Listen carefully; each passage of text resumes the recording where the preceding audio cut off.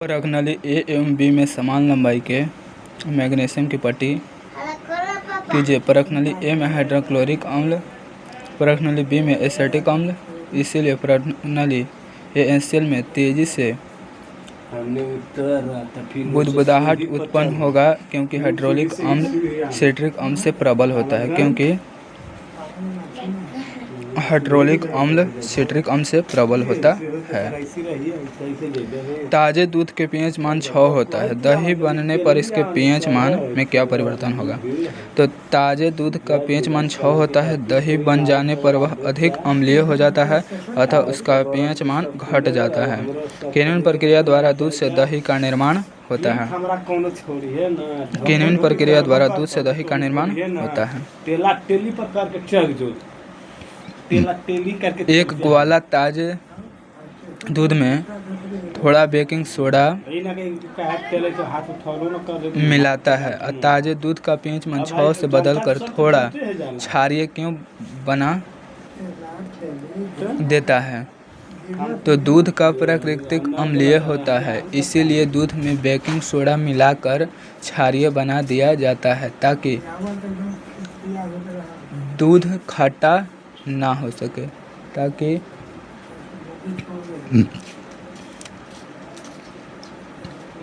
क्या दूध को दही बनाने में अधिक समय क्यों लगता है?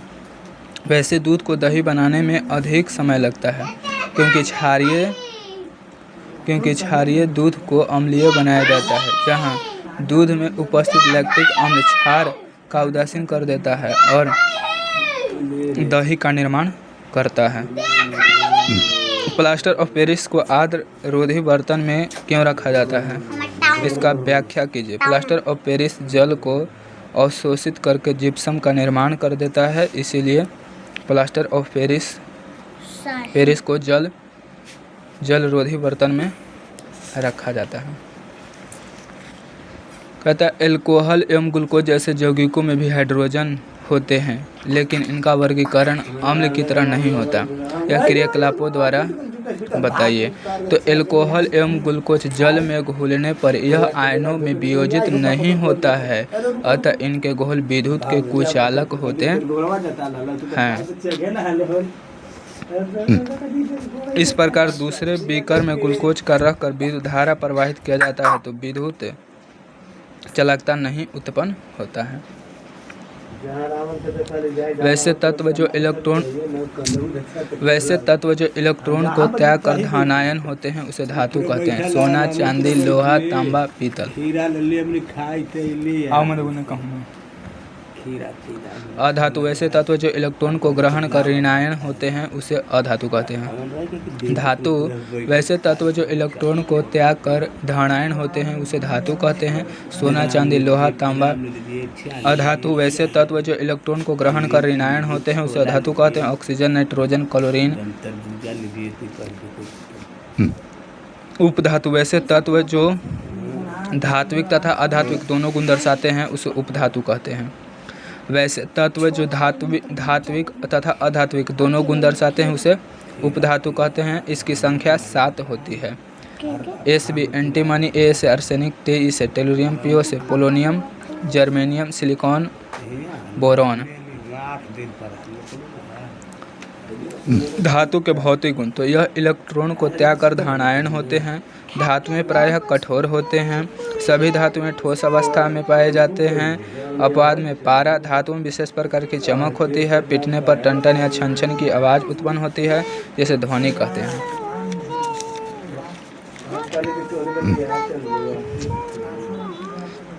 धातुएं प्रायः तन्य होते हैं। धातुएं आघातवर्धनीय होते हैं। यह विद्युत और ऊष्मा के सुचालक होते हैं। धातुएं आघातवर्धी एवं तन्य होते हैं। विद्युत के सबसे अच्छा सुचालक धातु कौन है? चांदी। विद्युत के सबसे अच्छा कुचालक सीसा। अधातु के भौतिक गुण यह विद्युत और ऊष्मा के कुचालक होता है। अपवाद में ग्रेफाइट। यह इलेक्ट्रॉन का ग्रहण कर ऋणायन होते हैं। यह आघातवर्धी एवं तन्य नहीं होते हैं। यह ठोस, द्रव एवं गैस तीनों अवस्था में पाए जाते हैं। कार्बन सल्फर फास्फोरस, द्रव में ब्रोमीन, ठोस में कार्बन सल्फर फास्फोरस, द्रव में ब्रोमीन, गैस में नाइट्रोजन ऑक्सीजन हाइड्रोजन। इसे पीटने पर टन या छन की आवाज़ उत्पन्न नहीं होता है। धातु के रासायनिक गुण। ऑक्सीजन के साथ अभिक्रिया। जब धातु को ऑक्सीजन के साथ अभिक्रिया कराई जाती है तो धात्विक ऑक्साइड बनता है, अर्थात धातु के ऑक्साइड क्षारीय होता है। Mg+O2 2MgO, Na+O2 Na2O, K+O2 K2O। अम्ल के साथ अभिक्रिया। जब धातु को अम्ल के साथ अभिक्रिया कराई जाती है तो लवण तथा हाइड्रोजन गैस बनता है। अम्ल धातु लवण plus hydrogen gas HCl Na NaCl + H2। जल के साथ अभिक्रिया। जब धातु को जल के साथ अभिक्रिया कराई जाती है तो धात्विक हाइड्रोक्साइड एवं हाइड्रोजन गैस बनता है तथा साथ में ऊष्मा उत्पन्न होती है। Na + H2O, तो NaOH H2 + ऊष्मा, Na + H2O सोडियम और जल, तो sodium hydroxide, hydrogen gas plus ऊष्मा। पोटेशियम और जल, तो पोटेशियम हाइड्रोक्साइड, हाइड्रोजन और ऊष्मा।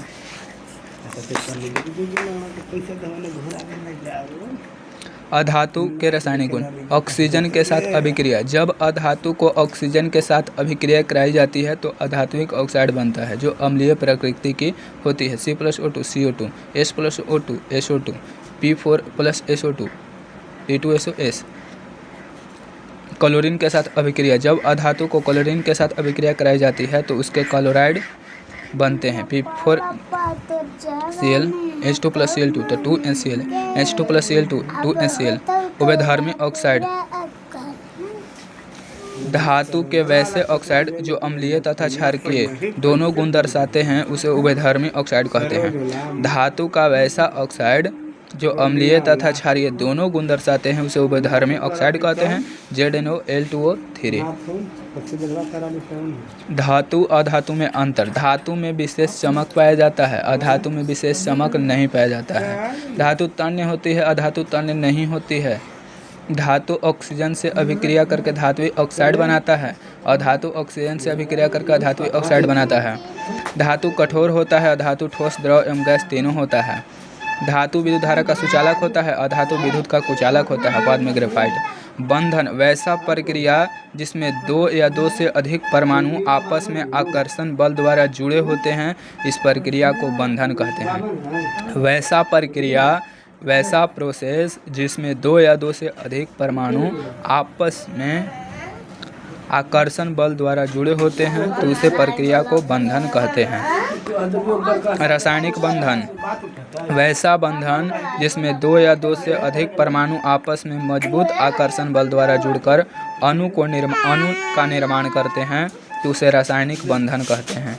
वैसा बंधन जिसमें दो या दो से अधिक परमाणु आपस में मजबूत आकर्षण बल द्वारा जुड़कर अणु का निर्माण करते हैं उसे रासायनिक बंधन कहते हैं।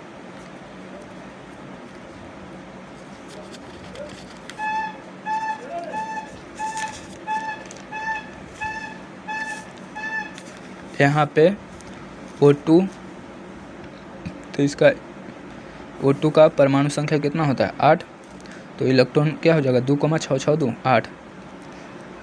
ऑक्सीजन 2 गो, यहाँ 2 4 गो और 2 6 गो। परमाणु संख्या कितना होता है ऑक्सीजन का, यहाँ पे 2, यहाँ पे ऑक्सीजन 2 2, तो यहाँ पे ऑक्सीजन द्विअबंध द्वारा जुड़ा हुआ है। यहाँ पर क्लोरीन 2 8 7 8 2 10 10 7 17। रासायनिक बंधन के प्रकार। रासायनिक बंधन मुख्यतः 4 प्रकार के होते हैं। आयनिक बंधन, सहसंयोजन बंधन, उप संयोजक बंधन, धात्विक बंधन। आयनिक बंधन क्या है? वैसा रासायनिक बंधन जिसका निर्माण इलेक्ट्रॉन को त्याग अथवा ग्रहण के फलस्वरूप होता है उसे आयनिक बंधन कहते हैं। वैसा रासायनिक बंधन जिसका निर्माण इलेक्ट्रॉन के त्याग अथवा ग्रहण के फलस्वरूप होता है उसे आयनिक बंधन कहते हैं। जैसे NaCl, Na+Cl-।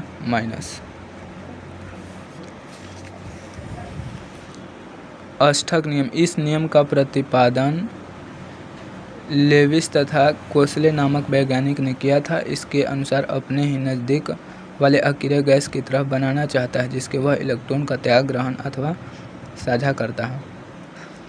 संयोजी इलेक्ट्रॉन क्या है? तो किसी परमाणु के अंतिम कक्षा में उपस्थित इलेक्ट्रॉन की संख्या को संयोजी इलेक्ट्रॉन कहते हैं। किसी परमाणु के अंतिम कक्षा में उपस्थित इलेक्ट्रॉनों की संख्या को संयोजी इलेक्ट्रॉन कहते हैं।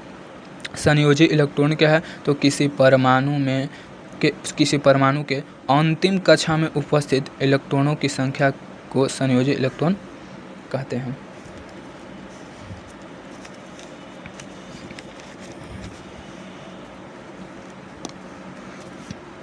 सहसंयोजक बंधन वैसा रासायनिक बंधन जिसका निर्माण इलेक्ट्रॉनों के समान साझेदारी से होता है उसे सहसंयोजक बंधन कहते हैं। वैसा रासायनिक बंधन जिसका निर्माण इलेक्ट्रॉनों के समान साझेदारी से होता है सहसंयोजक बंधन कहलाता है। यह 3 प्रकार के होता है। एकल बंधन वैसा सहसंयोजक बंधन जिसका निर्माण एक इलेक्ट्रॉन के साझा से होता है। वैसा सहसंयोजक बंधन जिसका निर्माण एक इलेक्ट्रॉन के साझा से होता है उसे एकल बंधन कहते हैं। H2CH4। तो यहाँ पे द्विबंधन वैसा सहसंयोजक बंधन जिसका निर्माण दो या दो इलेक्ट्रॉनों के साझा से होता है, जैसे O2C2H4। वैसा सहसंयोजक बंधन जिसका निर्माण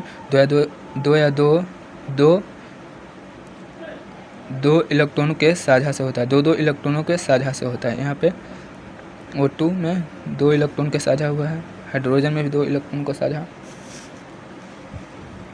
त्रिबंधक वैसा सहसंयोजक बंधन जिसका निर्माण 3 इलेक्ट्रॉनों के साझा से होता है उसे त्रिबंधन कहते हैं।